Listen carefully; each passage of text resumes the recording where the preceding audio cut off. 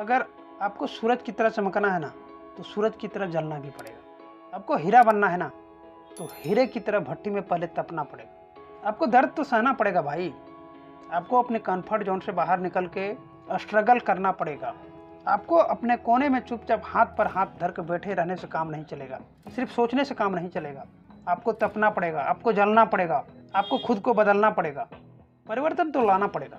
ये हमें प्रकृति सिखाती है। एक बाज जिसका औसत आयु 70 वर्ष होता है, 70 वर्ष तक वो जीता है, लेकिन उसके जिंदगी की कहानी की ट्विस्ट ये है कि जब वो 40 के आसपास का हो जाता है तो उसके चोंच आगे से मुड़ जाते हैं। वो शिकार नहीं कर पाते हैं, उसके चोंच सॉफ्ट हो जाते हैं, उसके पंख भारी हो जाते हैं, वो उड़ नहीं पाते और शिकार को पकड़ नहीं पाते।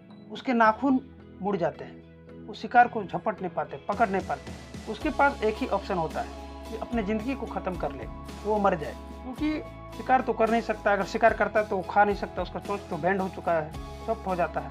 लेकिन दोस्त, प्रकृति हमें सिखाती है कि बाज ऐसा कभी नहीं करता। जब वो 40 के आसपास का हो जाता है तो सामने पत्थर पर अपना चोंच मार मार के अपना चोंच को तोड़ देता है। उसको बहुत दर्द होता होगा, बहुत पीड़ा होता होगा। उसके चोंच से बहुत खून निकलता है, पूरा लहूलुहान हो जाता है। वो कई दिनों तक खाना नहीं खा पाता है, लेकिन वो उस दर्द को सहता है। जानते हो क्यों? क्योंकि प्रकृति उसको नई चोंच देगी। फिर यही घटना वो अपने नाखून के साथ करता है। अपने नाखून को वो पत्थर में रगड़ रगड़ के तोड़ देता है, ताकि प्रकृति उसको नई नाखून देगा।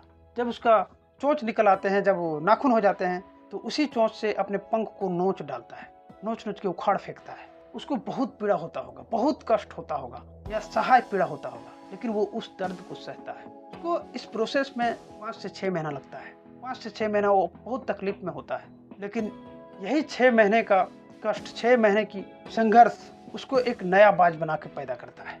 और 30 साल और बड़े आराम से जीता है। 30 साल पूरे शेर की तरह, पूरे राजा की तरह फिर जीता है। तो आहुति तो देना पड़ेगा। ये हमें प्रकृति सिखाती है। बदलाव लाना पड़ेगा। आपको सिर्फ सोचने से काम नहीं चलेगा। ये प्रकृति में हमें देख के सीखना पड़ेगा, प्रकृति से सीखना पड़ेगा कि अगर आपको कुछ बड़ा करना है ना, तो आपको आहुति देना पड़ेगा। आपको बहुत सारा कष्ट आ सकता है, आपके रास्ते में बहुत सारी तकलीफें आ सकता है, उसको आपको झेलना पड़ेगा।